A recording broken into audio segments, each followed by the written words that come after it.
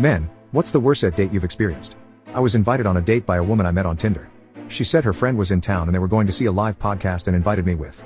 It was a podcast I'd never heard of before, and honestly I probably wouldn't be very interested in it if I wasn't invited, but it cost like $25 to get in. I get there and she meets me and we buy a drink and sit down. She introduces me to her friend. They then proceed to talk to each other, not involving me in conversation at all. Then some guy comes along and sits next to her friend. He introduces himself to me, and I thought he was just being friendly.